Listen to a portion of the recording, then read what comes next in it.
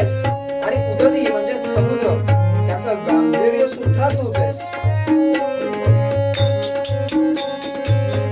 सूर्याचे तेज उदतीचे गांभीर्यही तुझे. स्वतंत्र ते भगवती, स्वतंत्र ते भगवती, अन्यथा ग्रहण नष्ट तुझे. वंदे त्वामहं यशोयुतां वंदे, यशोयुतां वंदे, वंदे वंदे. भारत माता की जयोस्तुते श्री महन मंगले शिवास्पदे शुभदे. स्वतंत्रते भगवती त्वामहं यशोयुतां वंदे. सावरकरांबद्दल तर आपण सगळे जाणतोच, पण त्यांच्याबद्दल थोडासा तपशील जाणून घेऊया. एकूण सावरकर भाऊ 3. मोठ्या भावाचं नाव नारायणराव सावरकर,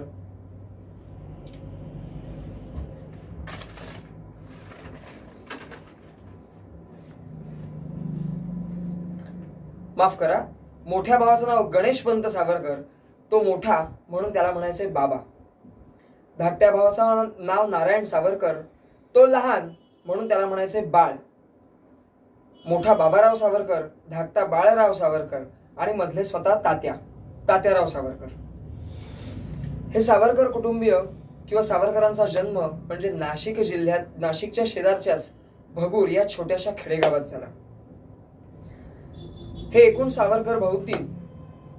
मोठा बाबाराव सावरकर, मधले तात्याराव सावरकर आणि धाकटे बाळराव सावरकर किंवा बाळ सावरकर, असे एकूण हे 3 सावरकर बंधू. 3ही बंधू देशप्रेमासाठी अतिशय झटले, परंतु दुर्दैवाची गोष्ट अशी की त्यांच्या नशिबी कायम ही उपेक्षाच आली. अनेक सरकार बदलली, पारतंत्र्यात असताना तर सोडून द्या, स्वातंत्र्य मिळाल्यानंतर सुद्धा त्यांच्या नशिबी उपेक्षा झाली. असो, वयाच्या अवघ्या 15व्या वर्षी अष्टभुजा देवीच्या समोर स्वातंत्र्याची प्रार्थना केली, स्वातंत्र्याची शपथ घेतली. त्याला कारणही असं झालं, पुण्यातच नव्हे तर संपूर्ण महाराष्ट्रात जेव्हा प्लेगची साथ आली त्यावेळेला रँड नावाचा इंग्रज अधिकारी अमानुष अत्याचार आणि छळ करत होता. ह्याला कुठेतरी थांबवला पाहिजे, यासाठी चाफेकर बंधूंनी पुढाकार घेतला. पुण्यातल्या गणेश खिंडीत रँडला गाठून त्याला संपवला आणि त्याचं वृत्त केसरीत आलं. काही दिवसातच चाफेकर बंधूंना पकडून त्यांच्या फाशीचं वृत्त केसरीत आलं आणि आता सावरकर ह्या क्षणी विलक्षण अस्वस्थ झाले थोडी.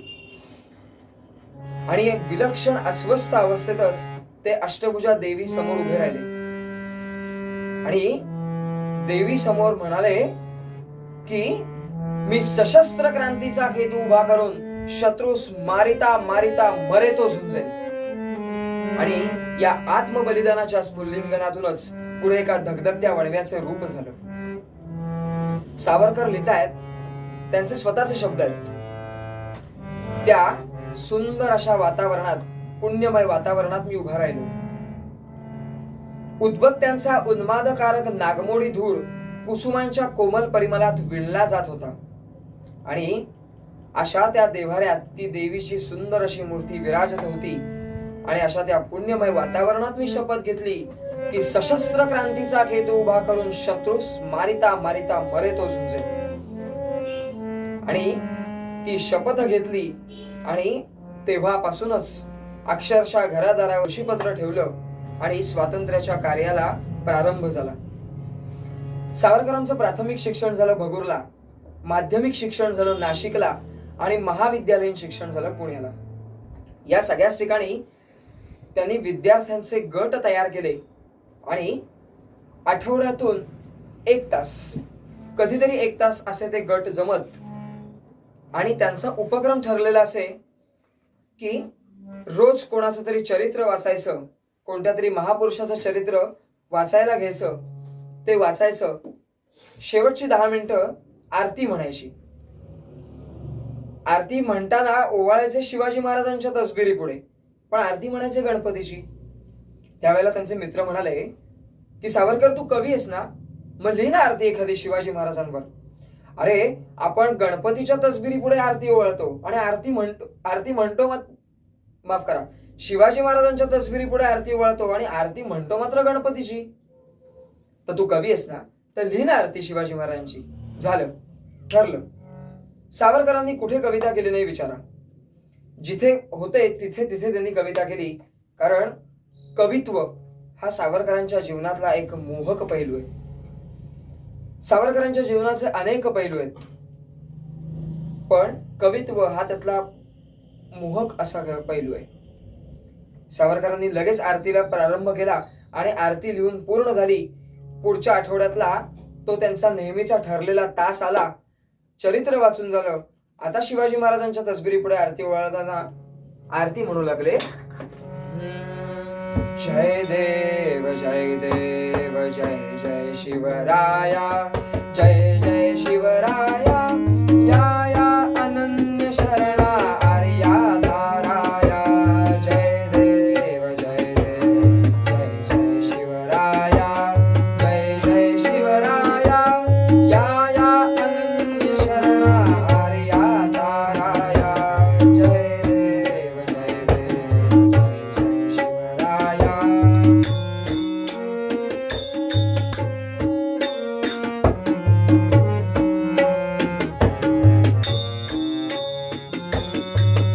आर्यांच्या देशावर म्लेच्छांचा घाला, आर्यांच्या देशावर म्लेच्छांचा घाला. आला आला सावध हो शिवभूपा, सद्गदिता भूमाता, दे तुझ हा केला, करुणा नव भेदुनी तव हृदय नका गेला. जय देव जय देव जय जय शिवराया, जय जय शिवराया, या या अनन्य शरणा आर्या ताराया. जय देव जय देव जय जय शिवराया, जय जय शिवराया, या या अनन्य शरणा आर्या ताराया. जय देव जय देव जय जय शिवराया, जय जय शिवराया. छत्रपती शिवाजी महाराज की जय. आता महाविद्यालयीन शिक्षण चालू असतानाच अजून एक सावरकरांनी मोठा असा उपक्रम केला, तो म्हणजे परदेशी कापडांची होळीच केली. परदेशी कापडांना स्मशानात नेलं, तेही चक्क तिरडी बांधून. आणि त्या होळीसमोर भाषण करण्यासाठी लोकमान्य टिळकांना तिथे बोलवलं. टिळकांनी त्या होळीसमोर भाषण केलं की या होळीची धग आता इंग्रज पार्लमेंटला लागल्याशिवाय राहणार नाही. तो सगळा कार्यक्रम आटपला. अर्थात त्यावेळेला टिळक वयाने मोठे होते आणि सावरकर महाविद्यालयात शिक्षण घेत होते. तो सगळा कार्यक्रम आटपला. आता टिळक म्हणाले की भारतात राहून तुला शस्त्रनिर्मिती करता येणार नाही आणि ती शिकता देखील येणार नाही. त्यासाठी तुला परदेशात जावं लागेल. पण आता परदेशात जायचं कशासाठी? कारण त्यावेळी जर कोणी परदेशात जात असेल तर त्यासाठी 2 जामीन लागायचे आणि ठोस कारण लागायचं. तर कारण ठरलं की बॅरिस्टरची पदवी घेण्यासाठी म्हणून. आणि 2 पैकी एक जामीन स्वतः लोकमान्य टिळकांनी भरला आणि दुसरा जामीन कृष्णाजी प्रभाकर खाडीलकर नावाचे नाटककार, त्यांनी दुसरा जामीन भरला. असं करता करता वयाच्या अवघ्या 23-24व्या वर्षी सावरकर परदेशात जायला निघाले. परदेशात जाऊन तिथे पोहोचले. भारत भवनात त्यांची राहायची सोय होती. अर्थात त्याचं पहिलं नाव होतं इंडिया हाऊस. त्यानंतर सावरकरांनी त्याचं बदलून केलं भारत भवन. भारत भवनात त्यांची राहायची व्यवस्था होती. ते तिथे राहू लागले. बॅरिस्टरचा अभ्यासक्रम चालू केला आणि त्याचबरोबर शस्त्रनिर्मिती हे मुख्य उद्दिष्ट होतं. म्हणजे आता आपण बॅरिस्टरच्या कामासाठी आलेलो आहोत तर ती पदवी मिळवायचीच आहे, पण त्याबरोबर मुख्य काम शस्त्रनिर्मिती. त्या कामासाठी सावरकर रुजू झाले. ती शस्त्रनिर्मिती शिकण्याच्या कामात आले. ते साल उजाडलं.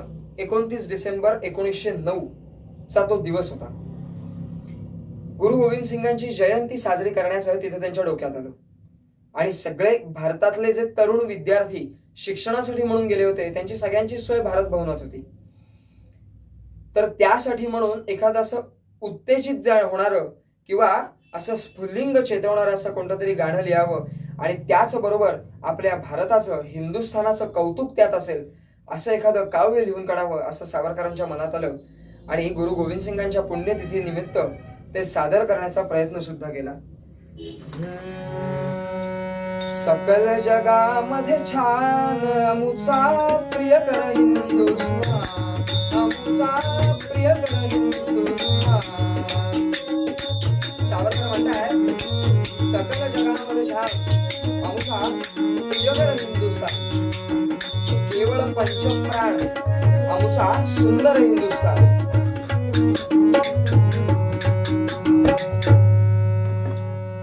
केवळ पंचप्राण अमुचा सुंदर हिंदुस्थान, जननी तुझ्या सन्मान रक्षणी अर्पुरणी हे प्राण, शत्रुकंठ भंगोनी घालू तुझं दारुण रक्तस्नान अमुचा सुंदर हिंदुस्थान, अमुचा प्रियकर हिंदुस्थान.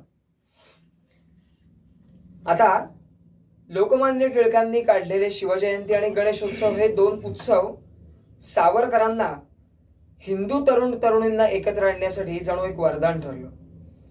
सार्वजनिकरित्या सुरू केलेले गणेशोत्सव आणि शिवजयंती हे दोन्ही उत्सव ज्या वेळेला हिंदू तरुण तरुणी किंवा अनेक हिंदू बांधव एकत्र यायचे त्यावेळेला त्याला स्वातंत्र्यासाठी कुठेतरी चेतवलं पाहिजे आणि त्यासाठी पद पोवाडे रचले पाहिजेत. यासाठी सावरकरांनी पद रचली, पोवाडे रचले. त्यासाठी मुख्य बाजीप्रभूंचा पोवाडा रचला. बाजीप्रभूंच्या ते पोवाड्यात सावरकर म्हणतात, जयोस्तुते श्री महन मंगले शिवास्पदे शुभते, जयोस्तुते श्री महन मंगले शिवास्पदे शुभते, स्वतंत्र दे भगवती कामहं शोयुतां वन्दे, स्वतंत्र दे भगवती कामहं शोयुतां वन्दे, शिवदूताचे बोल ऐकून बाजी बदला. आता मध्ये बरंच काव्य आहे, म्हणजे बाजीप्रभू परक्याची सेवा करत होते, त्यांना स्वातंत्र्य आणायचं होतं, स्वातंत्र्यात आणण्यासाठी प्रयत्न चाललेले होते.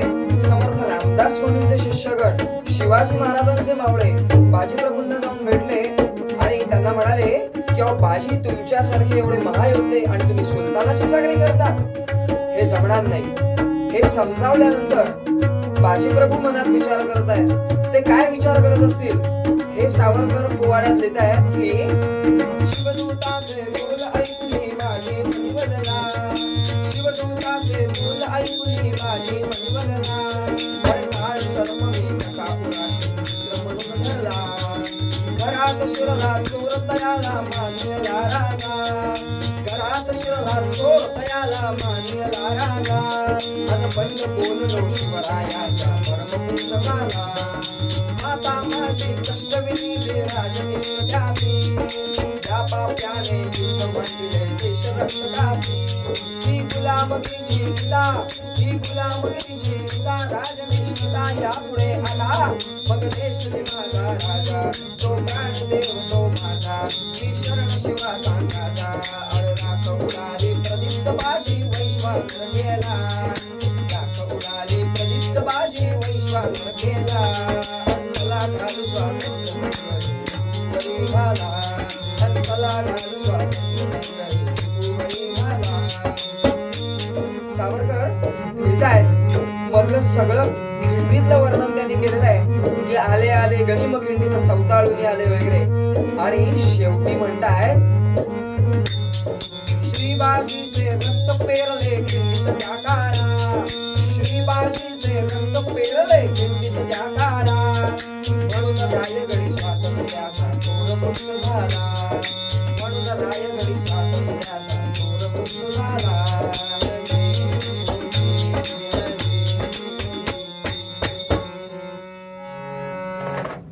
म्हणजे श्रीबाजीचे रक्त पेरले खिंडीत त्या काळा आणि म्हणून रायगडी स्वातंत्र्याचा थोर वृक्ष झाला, अशी चमकदार कल्पना त्या पोवाड्यात आहे. आणि मुख्य उद्दिष्ट शस्त्रनिर्मिती. त्या शस्त्रनिर्मितीच्या कार्यात शस्त्रनिर्मिती शिकले आणि त्यानुसार 20 पिस्तुलं आणि 1 बॉम्ब इतकं शस्त्रसाठा तयार केला. आता पाठवायचा कसा, तर भारत भवनातली पुस्तकं, जाड पुस्तकं घेतली, एका पुस्तकाच्या वर एक पिस्तूल ठेवायचं, ते पिस्तूल ठेवल्यानंतर त्या आकाराने बाकीची खालची सगळी पानं फाडून टाकायची, अर्थात ते पिस्तूल खाली दबलं जाईल. पहिलं आणि शेवटचं मुखपृष्ठ आणि मलपृष्ठ तसंच ठेवायचं. ते पिस्तूल आत ढकललं गेलं की मुखपृष्ठ वरनं बंद करायचं, अर्थात ही एक पेटी तयार झाली. अशा पद्धतीने 20 पिस्तुलं. आणि त्या बॉम्ब कसा पाठवायचा, तर भारत भवनाचा जो कूक होता तो त्यावेळेला रजेवर्दी म्हणून भारतात चाललेला होता, तर त्याच्याबरोबर एका पातेल्यात तो बॉम्ब बांधून पाठवून दिला. अशा प्रकारे 20 पिस्तुलं आणि तो एक बॉम्ब भारतात आला. त्याचा वापर करण्याला सुरुवात झाली. महाराष्ट्रात प्रथम अनंत कान्हेरे नावाच्या तरुणाने केला. हे आपले अनंत कान्हेरे आपले कोकण रत्न, आपल्या कोकण भूमीतलंच एक रत्न, महाराष्ट्रात प्रथम त्यांनी उपयोग केला. साहजिकच या गोष्टीची झळ सावरकरांना लागणार होती. थोडी पर्यायाने सावरकरांना राहतं भारत भवन सोडावं लागलं. कारण साहजिक होतं, शस्त्र निर्मिती शिकण्याचे हे जे खटाटोप आहेत हे तिकडे जाऊन सावरकर करू शकतात हे इंग्रज सरकारला चांगलंच माहिती होतं. पर्यायाने सावरकरांना भारत भवन सोडावं लागलं. ते विलक्षण अस्वस्थ झाले. मनाच्या अशा अस्वस्थ अवस्थेत मित्राबरोबर संध्याकाळच्या वेळी समुद्र किनाऱ्यावर येऊन बसले आणि त्याच्या पुढे ते समुद्राशी उत्स्फूर्तपणे बोलत गेले. शेजारी बसलेला मित्र त्याने ते काव्य लिहून काढलं आणि एका सुंदर विलापिकेचा तिथे जन्म झाला. मनाला कुठेतरी चटका लावून जाणारी कल्पना त्यांनी मांडली की सागरा, हाच सागर माझ्या प्रिय भारत मातेच्या चरणाला स्पर्श करतो. मला इथे आता राहायचं नाहीये, मला माझ्या भारत भूला भेटायचंय. ते म्हणतायत, ने मजसी ने परत मातृभूमीला, सागरा प्राण तळमळला. सावरकर वर्णन करतायत, अर्थात ते सागराशी उत्स्फूर्तपणे बोलत गेले, मनाच्या विलक्षण अस्वस्थ अवस्थेत बोलत गेले. शेजारी बसलेल्या मित्राने ते काव्य सगळं लिहून घेतलं आणि म्हणूनच आज ते काव्य आपल्याकडे उपलब्ध आहे. सावरकर म्हणतायत, ने मजसीने परत मातृभूमीला, सागरा प्राण तळमळला, भूमातेच्या चरणतला तुझ धूता, मी नित्य पाहिला होता, मज बदलासी अन्य देशी चल जाऊ, सृष्टीची विविधता पाहू. मला म्हणालास की चल अन्य देशी चल जाऊ आणि तिथल्या सृष्टीची विविधता पाहू, पण आता माझं मन मात्र अस्वस्थ झालंय. माझ्या भारत भूला मी कधी भेटतोय असं झालंय.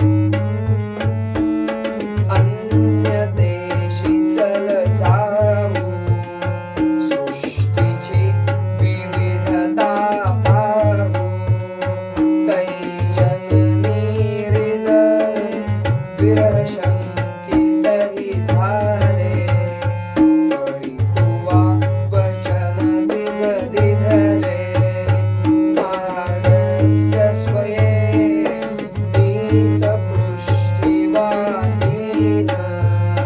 त्वरितया परत आणीन, विश्वसलो या तव वचनी मी, जगदनुभव योगे बनुनी मी, तव अधिक शक्त उद्धरणी मी, येईन त्वरे कथुनी सोडिले तुझला, सागरा प्राण तळमळला, ने मजसीने परत मातृभूमीला.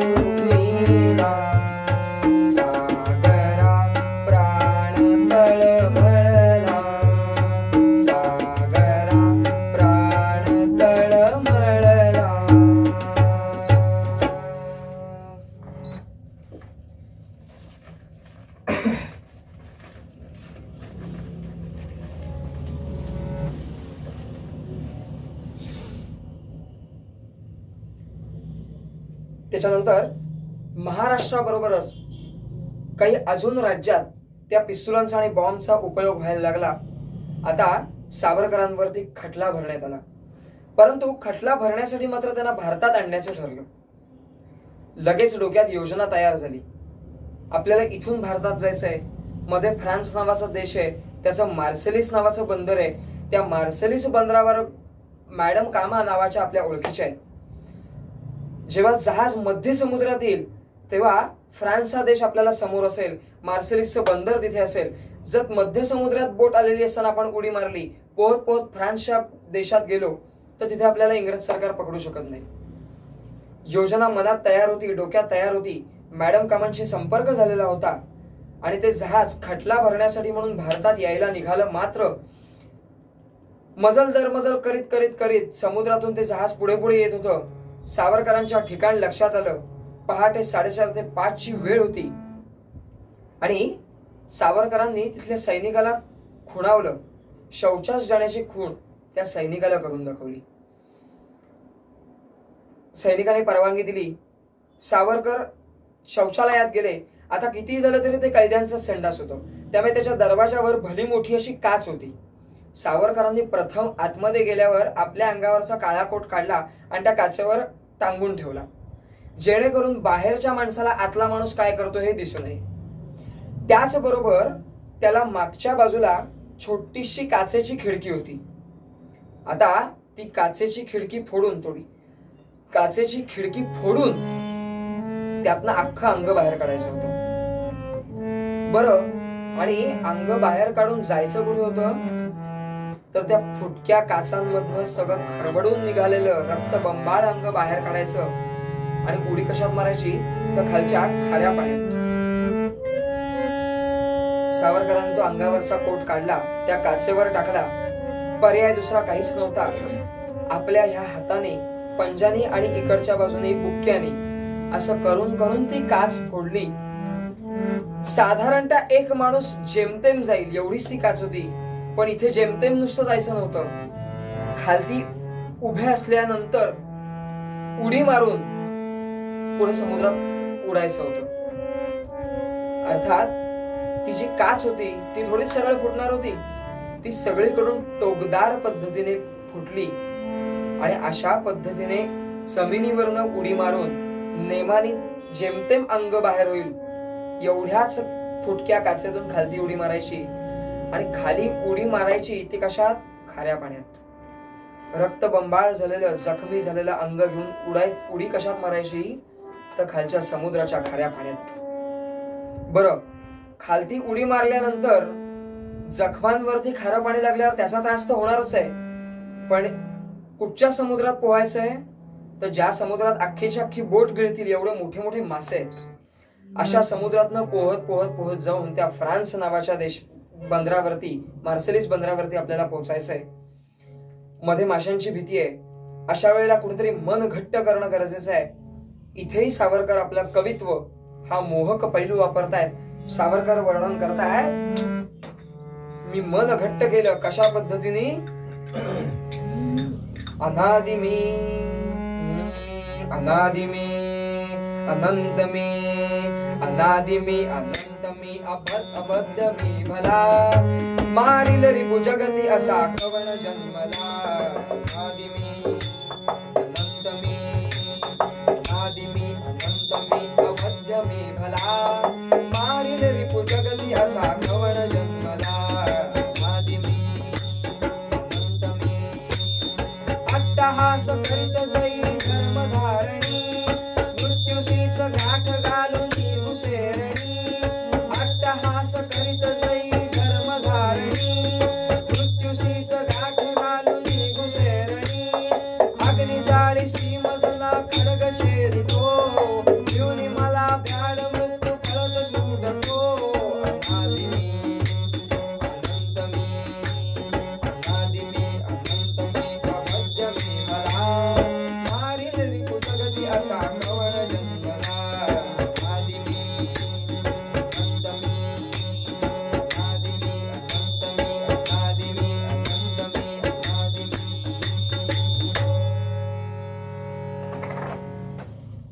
असं करत करत करत करत पोहत पोहत पोहत त्या फ्रान्स देशाच्या मार्सेलिस बंदराच्या तिथे ते जवळ पोहोचले. नवे नवे बंदरावरती पोहोचले. एवढं सगळं ठरलेलं होतं. तर मग सावरकर का पकडले गेले? याचं उत्तर एकच, मॅडम कामा त्या मार्सेलिस बंदरावरती एक मोटर गाडी घेऊन येणार होत्या. ती गाडी यायला फक्त 2 मिनिटाचा उशीर झाला. त्यामुळे पुन्हा इंग्रज सरकारने पकडलं.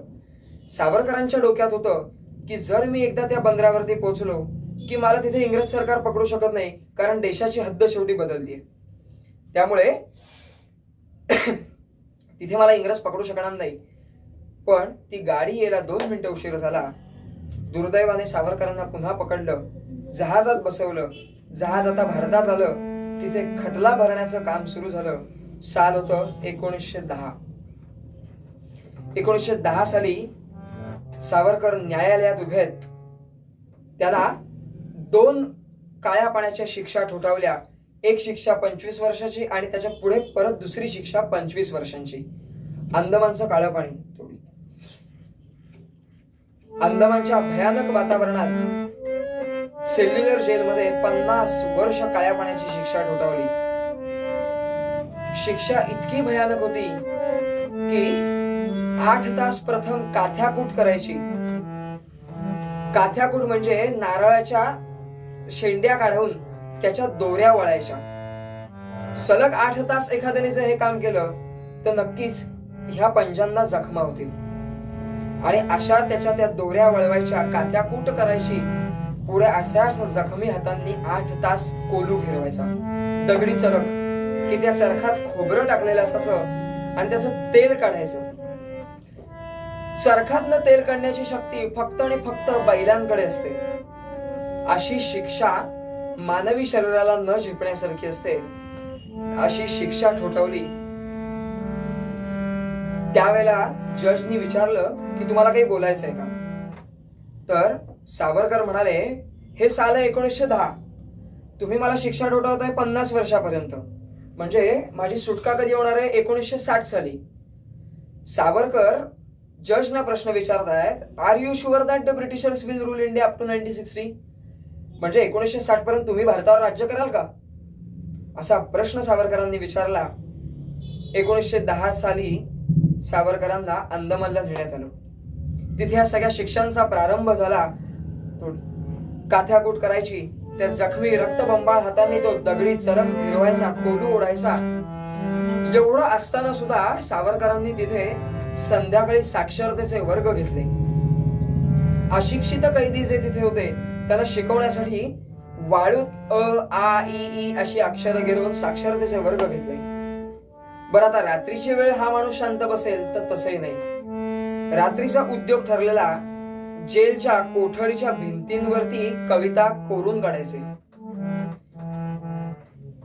कारण अनेक वेळेला कागद पेनासाठी अर्ज करून सुद्धा इंग्रज सरकारने त्यांना दिला नाही. त्यामुळे त्या कोठडीच्या भिंतींवरती आणि खालती जमिनीवरती अशा कविता कोरून ठेवायचे. एके दिवशी जेलरच्या मनात आलं की या सावरकरला कुठेतरी असं आपण चिथवूया, म्हणजे तो जेणेकरून चिडेल आणि आपण त्याला चांगला फटकावून काढू. आणि त्यासाठी काय करायचं तर सावरकरांनी ज्या कोठडीवर कविता लिहिल्या आहेत त्याला डांबर फासलं. सावरकर शांतपणे बघत होते. सगळं काम पूर्ण झाल्यावर म्हणाले, थँक्यू. जेलर म्हणाल, थँक्यू? व्हाय थँक्यू? सावरकर म्हणाले, त्याचं काय आहे माहितीये का, ह्या कोठडीच्या जमिनीवर आणि भिंतींवर ज्या मी कविता लिहिल्यात ना त्या माझ्या लक्षात आहेत. आता नवीन कुठे लिहू हा मला प्रश्न होता. तुम्ही चांगली मला जागा करून दिलीत आणि माझी सोय करून दिलीत. जेलर प्रचंड वैतागला, संतापला, कारण त्याचं जे मुख्य उद्दिष्ट होतं ते असफल ठरलं. सावरकरांच्याच कोठडीवरच्याच ज्या कविता होत्या भिंतींवरच्या त्यातलीच एक कविता सावरकर म्हणतायत की मला या कोठडीच्या अंधारात जुन्या आठवणी आठवतायत. त्या आठवणी मला त्रास देत आहेत, पण त्या त्रासाचं पण मला सुख वाटतंय. अशा आठवणी कशा असतात?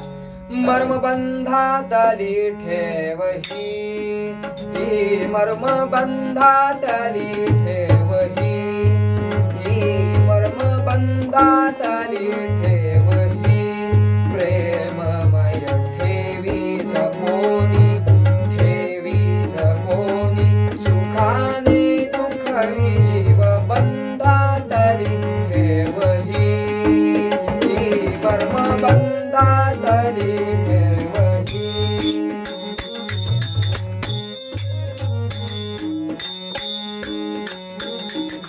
हृदयांबुजी न लोभी आली हा, हृदयांबुजी न लोभी आली हा. मकरंद ठेवा लुटण्यासी आला रे, मकरंद ठेवा लुटण्यासी आला रे. बांधी शिवाला सुखाशामनी द्यावी, बंधातली ठेवही, मर्म बंधातली ठेवही, मर्म बंधातली ठेवही.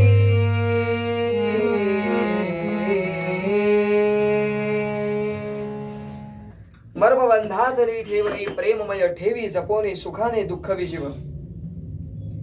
50 वर्षाची शिक्षा ठोठावलेली असताना आपल्या सर्वांच्या सुदैवाने आणि सावरकरांच्या सुदैवाने तेवढी शिक्षा त्यांना भोगावी लागली नाही. 14 वर्षांनंतरच तो शिक्षेचा कालावधी संपला.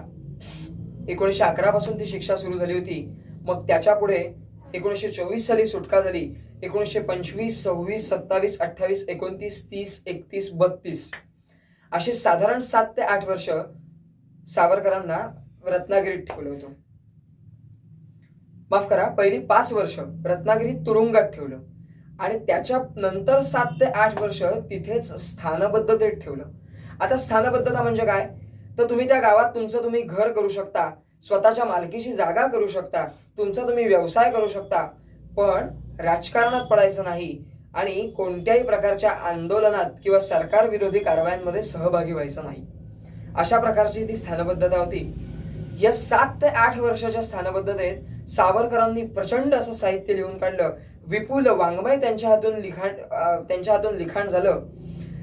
इतकं विपुल वाङ्मय लिहिलं की ज्यासाठी त्यांना साहित्य परिषदेचं अध्यक्षपद मिळालं. त्याचबरोबर महत्वाचं कार्य म्हणजे रत्नागिरीत पतितपावन नावाचं मंदिर सावरकरांनी उभारलं की जे सर्व ज्ञातींसाठी खुलं होतं. कोणत्याही जातीचा माणूस तिथे जाऊन पूजा अर्चा करू शकत होता, त्या देवळात जाऊन बसू शकत होता. अशा प्रकारचं पतितपावन नावाचं मंदिर तिथे उभारलं.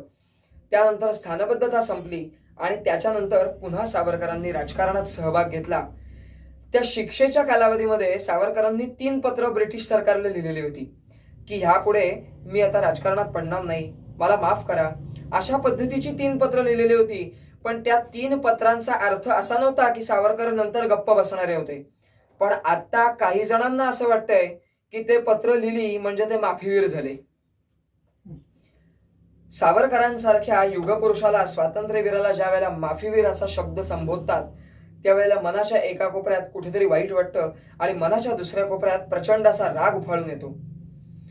सावरकरांनी राजकारणी पद्धतीनेच ती 3 पत्र लिहिलेली होती आणि ही स्थानबद्धता संपल्यानंतर सावरकर पुन्हा सरकार विरोधी कारवायांमध्ये सहभागी झाले. याचे पुरावे नव्हे, त्याचे साक्षीदार असणारी माणसं आहेत.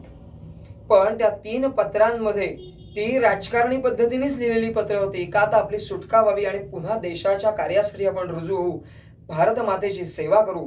पण त्या 3 पत्रांमुळे आज सावरकरांना माफीवीर असा शब्द संबोधला जातो. त्यावेळेला खरोखरीच राग उफाळून येतो.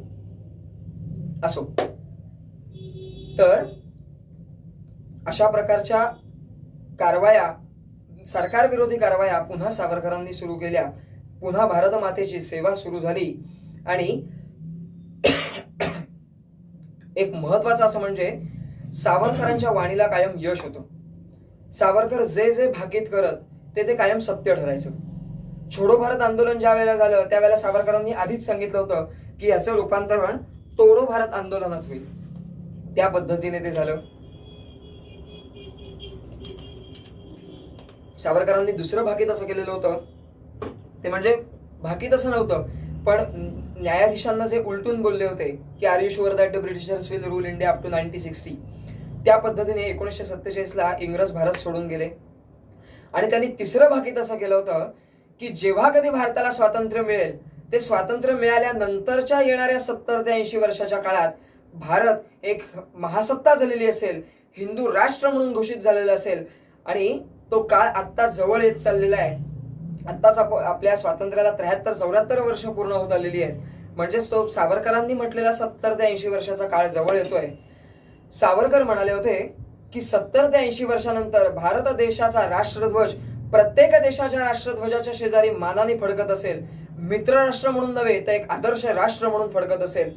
आणि त्या दिशेने कुठेतरी आपली वाटचाल होतीये हे आपल्याला नक्कीच दिसतंय. आज अशा पद्धतीचं कार्य करणारा राजा दिल्लीत काम करतोय. पंतप्रधान या भूमिकेत, प्रधानमंत्री या भूमिकेत आज काम करतोय. त्यांना सहाय्य करणं हे आपलं काम आहे. कारण सावरकरांचं तिसरं भाकीत खरं होण्यासाठी प्रथम हिंदू तरुणांनी आणि तरुणींनी उभं राहिलं पाहिजे.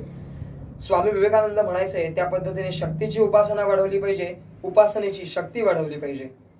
आपल्यासारख्या तरुणांना शक्तीची उपासना वाढवणं शक्य आहे. आणि ज्यांना बलोपासना शक्य नाही, शारीरिक दृष्ट्या उपासना शक्य नाही, अशांनी उपासनेची शक्ती दाखवली पाहिजे.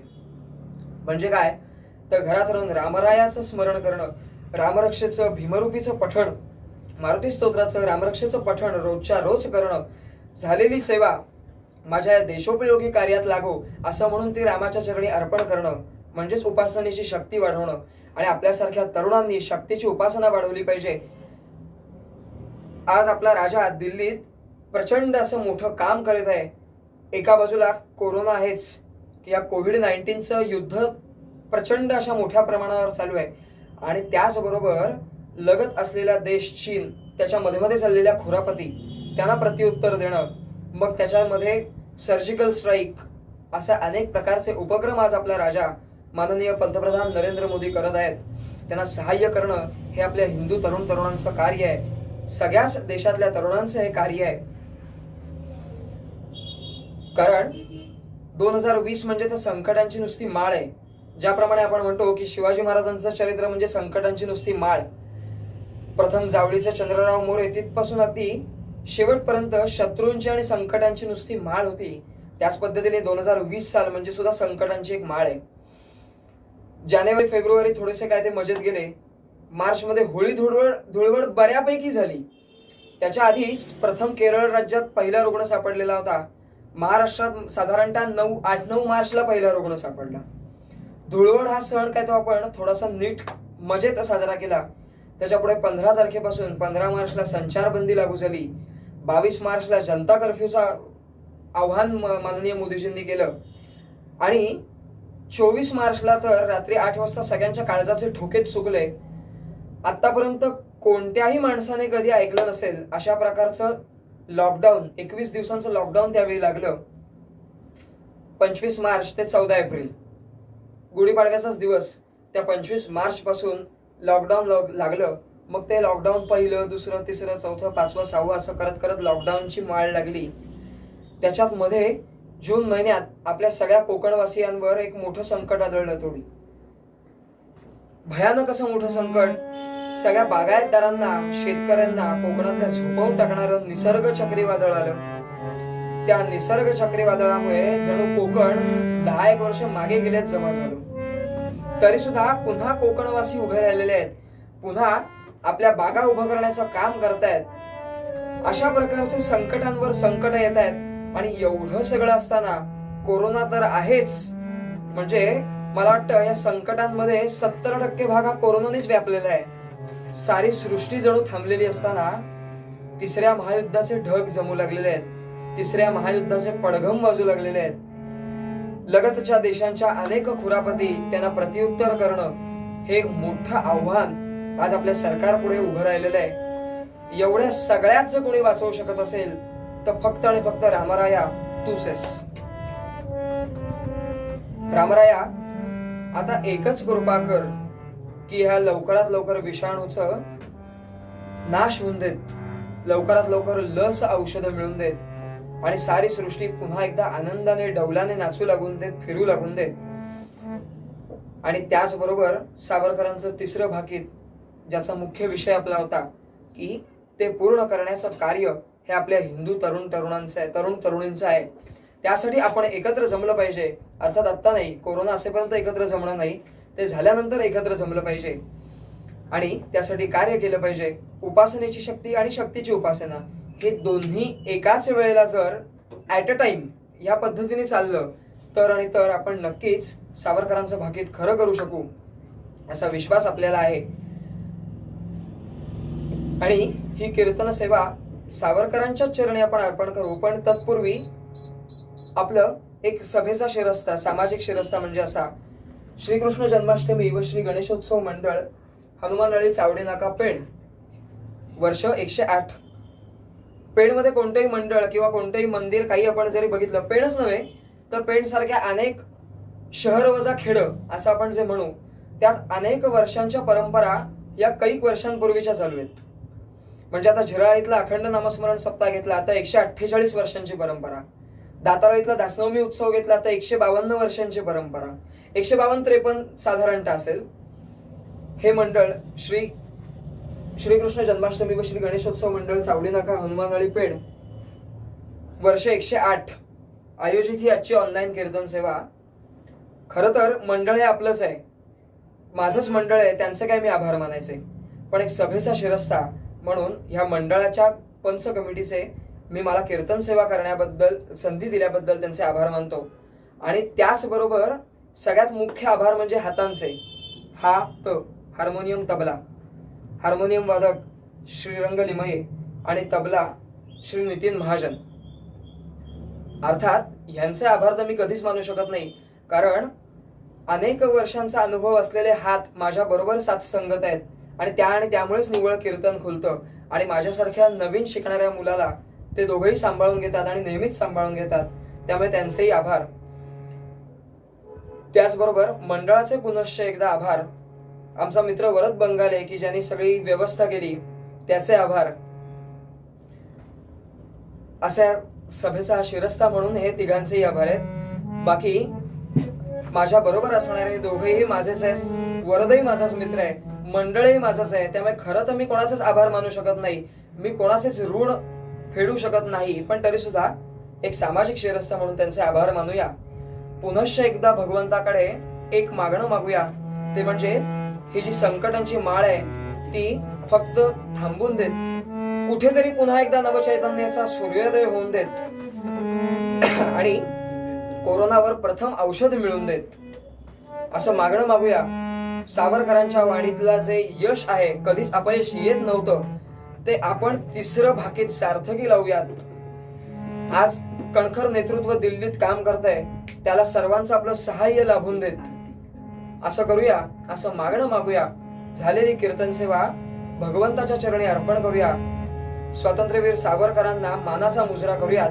आणि आता सध्या ज्यांचं पुण्यस्मरण किंवा पुण्य शताब्दी वर्ष नुकतंच संपलं, 1 ऑगस्ट 2020 ला संपलं, असे लोकमान्य बाळ गंगाधर टिळक, त्यांचं स्मरण करूया. देशाला स्वातंत्र्य मिळण्यासाठी तिथपासून जे क्रांतिकारक लढलेत, जे आजपर्यंत वेगवेगळ्या मार्गांवरती लढतायत, अशा सगळ्यांचे आभार मानूया.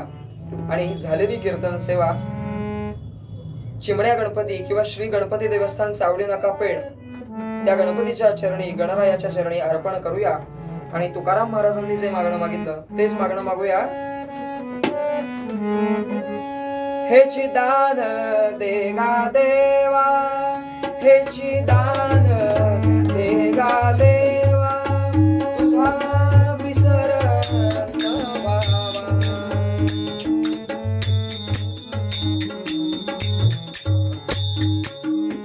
आता आपण घर बसल्या घरात राहूनच आरती म्हणूयात.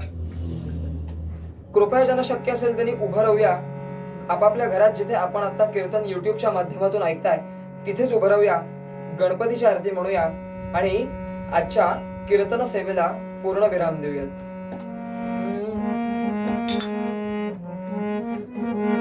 सुखकर्ता दुःखहर्ता भरता विघ्नाची, दुर्गी पूर्वी प्रेम कृपा दयाची, सर्वांगी सुंदर पुरुषे दुराची, कंठी जळते माळ गंगा फळाची. जय देव जय देव जय मंगलमूर्ती, दर्शन मात्रे मन कामना पूर्ती. जय देव जय देव रत्नखचित कोरा तुझडोरी कोरा, चंदनाची मुठी कुंकुमेश्वरा, दिवे जडित मुकुट शोभतो बरा, ऋतुनी मुकुरे चरणी गागरिया.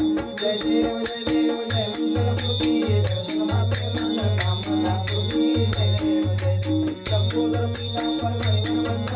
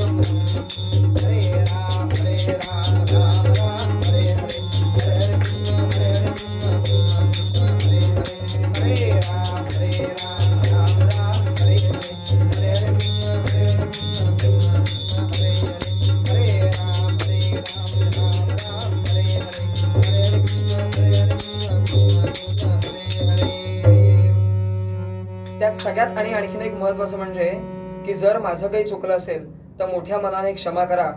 जे काही बरोबर आहे तेवढंच ऐका आणि जे चुकलेलं आहे ते माझा वयाचा विचार करून आणि कीर्तन सेवेला नुकताच मी प्रारंभ केलेला असल्यामुळे थोडीशी चूक पोटात घ्या, क्षमा करा आणि शेवटी जाता जाता पुन्हा एकदा गणरायाचं गजर करूया, नामस्मरण करूया आणि कीर्तन सेवेला पूर्ण विराम देऊया. मोरया रे बाप्पा मोरया रे, मोरया रे बाप्पा मोरया रे, मोरया रे बाप्पा मोरया रे, मोरया रे बाप्पा मोरया रे, मोरया रे बाप्पा मोरया रे, मोरया रे बाप्पा मोरया रे, मोरया रे बाप्पा मोरया रे, मोरया रे बाप्पा मोरया रे. गणपती बाप्पा मंगल मूर्ती. आणि आता कोणी चिमुकले कीर्तन सेवा ऐकत असतील तर त्यांच्यासाठी एक जय घोष. उंदीर मामा की जय.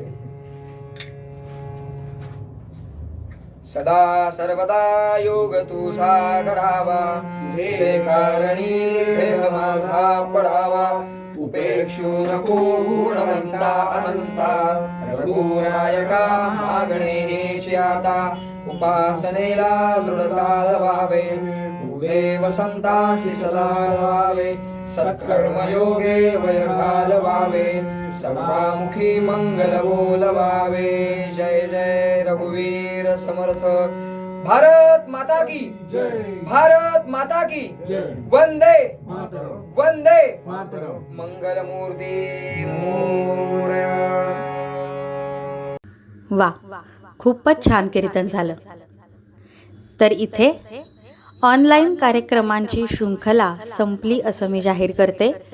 श्रीकृष्ण जन्माष्टमी व श्री गणेश उत्सव मंडळ चावडी नाका पेण या सर्व कार्यकारिणी सभासदांनी, उत्सव मंडळांनी, त्याचप्रमाणे ही व्हिडिओ तुमच्यापर्यंत पोचवण्यासाठी त्यामागे प्रचंड कष्ट, प्रचंड मेहनत घ्यावी लागते. ही सगळी मेहनत जे सगळे सभासद करत आहेत त्या सर्वांचे मनपूर्वक आभार आणि अभिनंदन. पुढच्या वर्षी आपण सगळे प्रत्यक्ष एकत्र येऊन अजून कार्यक्रमांची मजा लुटूया अशी बाप्पाचरणी प्रार्थना करूया. बाप्पाला सांगूया, पूर्ण जगाला करोनामुक्त कर, घरीच राहा आणि सुरक्षित राहा. कार्यक्रम संपले असं मी इथे जाहीर करते. धन्यवाद.